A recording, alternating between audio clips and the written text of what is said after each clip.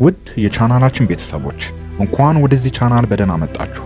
ዛሬ የምናየው የጋዜጠኝነትን አመጣጥ ከጥንት እስካሁን ምን ይመስል ነበርና ምን ሂደቶች ተከናወኑ የሚለውን አብረን እናነሳለን።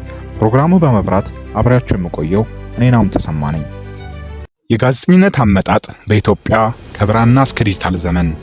የጋዜጠኝነት ታሪክ በኢትዮጵያ በአንጻራዊነቱ ዘግየት ብሎ የጀመረ ቢሆንም ከቀደምት የጽሑፍ ታሪኳና የስልጣኔዋ ጋር ሲታይ ግን መሰረቱ ጥልቅ ነው። የጋዜጠኝነት ሀሁ ዘመን በአጼ ሚኒሊክ ዘመነ መንግስት በ19ኛው ክፍለ ዘመን መጨረሻ የጀመረ ሲሆን ዳግማዊ አጼ ሚኒሊክ የኢትዮጵያን የዘመናዊነት መሰረት በመጣል ረገድ ትልቅ ሚና እንደነበራቸውም ይታወቃል። እንዲሁም የጋዜጠኝነት አመጣጥም ከእርሳቸው ዘንድ ጋር በእጅጉ የተቆራኘ ነው።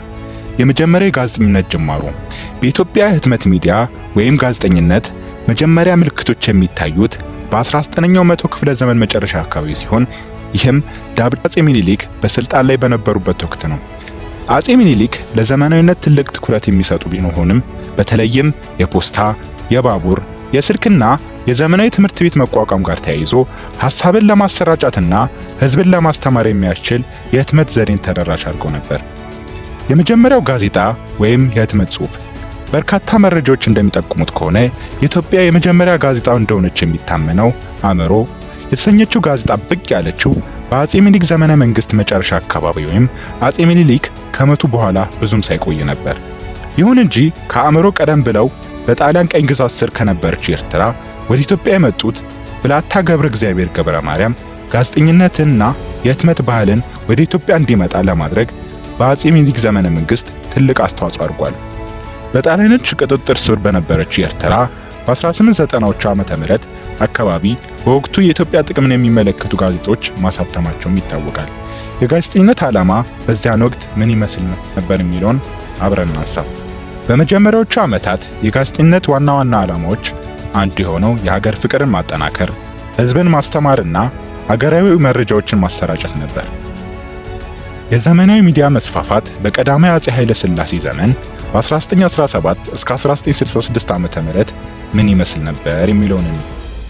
በዚህ ዘመን ጋዜጠኝነት በአብዛኛው የመንግስት ንብረት ሆኖ ያገለግል ነበር።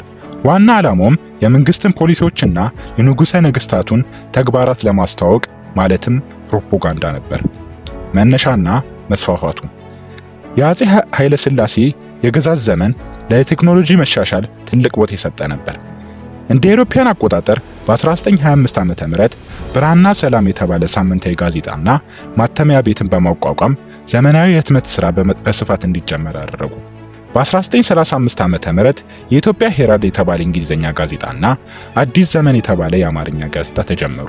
እንዲሁም የመጀመሪያው ብሔራዊ ራዲዮ በ1935 ዓመተ ምህረት እና የቴሌቪዥን ጣቢያ በ1956 ዓመተ ምህረት ተቋቁሟል። እነዚህ ሁሉ የመንግስትን ስልጣን ማስተላለፊያ መሳሪያዎችም ነበሩ። የመንግስት ቁጥጥርና ይዘት ሁሉም የመገናኛ ብዙሃን የሚቆጣጠሩት በጽህፈት ሚኒስቴር ስር በሚገኝ የፕሬስ ማስታወቂያና ክፍል ነበር። ማንኛውም ዜና ከመታተሙ ወይም ከመሰራጨቱ በፊት በጥብቅ ይመረመርና ይዘገብ ነበር።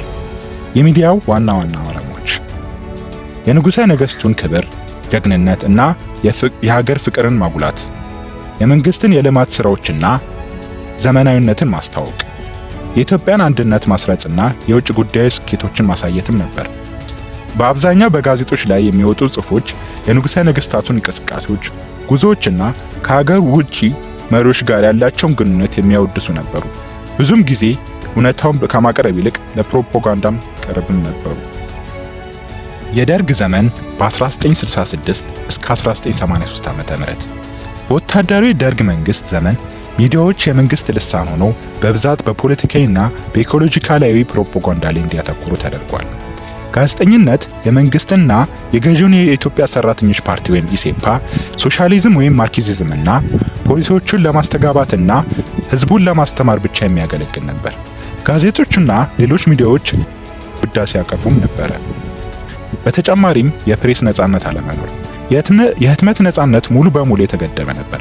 መንግስትን የሚተቹ ወይም የሚቃወሙ ዜናዎችና አስተያየቶች በፍጹም አይታተሙም ነበር። በተጨማሪም ጋዜጠኞች በነጻነት የመስራት እድልም አልነበራቸውም። ከስርዓቱ ውጪ የሆኑትን ሐሳቦች ማተም ወይም ማሰራጨት ወንጀል ተደርጎም ይቆጠር ነበር። የሚታወቁ የመንግስት ሚዲያዎች አዲስ ዘመን ጋዜጣ፣ የኢትዮጵያ ሄራልድ ወይም የእንግሊዝኛ ጋዜጣ፣ ሰራተኛ ወይም የኢሴፓ ልሳንና መስከረም ወይም የደርግ መጽሔት ጥቂቶች ናቸው። የኢህአዴግ ዘመን ከ1983 እስከ 2010 ዓ.ም የፕሬስ ነጻነት መርሆች በሕገ መንግስቱና በሕጎች ተካተው የነበረ ቢሆንም በተግባር የፕሬስ ነጻነት በከፍተኛ ሁኔታ ይለዋወጥ ነበር። የግል ሚዲያ ብቅ ማለት በ1983 ዓ.ም የኢትዮጵያ የሽግግር መንግስትና በኋላ የኢህአዴግ መንግስት ከተመሰረተ አንስቶ የግል ጋዜጦችና መጽሔቶች መታተም ጀመሩ። ይህ በኢትዮጵያ የጋዜጠኝነት ታሪክ ውስጥ ትልቅ ለውጥ ነበር። የብሮድካስት ገደብ ምንም እንኳን የግል ህትመት ሚዲያ ቢፈቀድም የግል ብሮድካስት ራዲዮና ቴሌቪዥን እንዲቋቋም የተፈቀደው በአንጻራዊነቱ ዘግየት ብሎ ነበር። በዘመን መጨረሻ ላይ ኢንተርኔትና ማህበራዊ ሚዲያ ወደ ኢትዮጵያ መግባት ጀምረው ነበር። ከጥቂት ዓመታት በኋላ ግን የግል ሚዲያዎች ላይ የመንግስት ቁጥጥርና ጫና እየጨመረ መጣ። እንዲሁም የጋዜጠኝነት ስራን የሚገቱ ህጎችና አሰራር መንገዶችም ተፈጠሩ። በተያያዘም ብዙ ቁጥር ያላቸው ጋዜጠኞችና የግል ህትመቶች በመንግስት አፈናና ክስ እና እስር ምክንያት ተዘግቷል። ሆኖም ብዙ ጋዜጠኞች ሀገራቸውን ጥለው ተሰደዋል።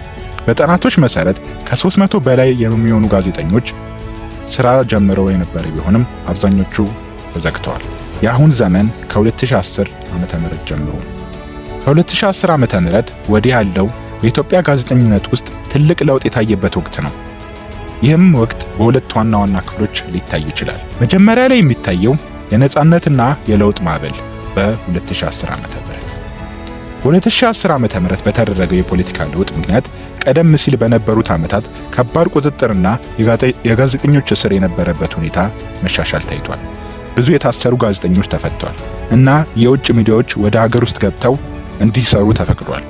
በዚህ ወቅት ኢትዮጵያ በዓለም ፕሬስ ነጻነት መረጃ ጠቋሚ ወይም ወርልድ ፕሬስ ፍሪደም ኢንዴክስ ላይ የነበራት ደረጃ ከ150ኛ ደረጃ ወደ 110ኛ ከፍም ብሏል። የጋዜጠኝነት ይዘት ለውጥ የተለያዩ የግል ሚዲያዎች በተለይም የዲጂታል መድረኮች እንደ ዩቲዩብ ያሉ በከፍተኛ ሁኔታ ብቅም ብሏል። በጋዜጠኝነት ዘገባዎች ውስጥ ከዚህ ቀደም የፖለቲካ ትችትና የተቋሙ አስተሳሰብ በይበልጥ ማስተናገድም ጀምሯል። የዛሬው ቪዲዮ ይህን ይመስል ነበር። ፕሮግራሙን በመከታተል አብራችን ስለቆያችሁ ያመሰግንኩ። ቻናሉን ላይክ፣ ሰብስክራይበር እና የደውል ምልክቷን መጫን እንዳትረሱ።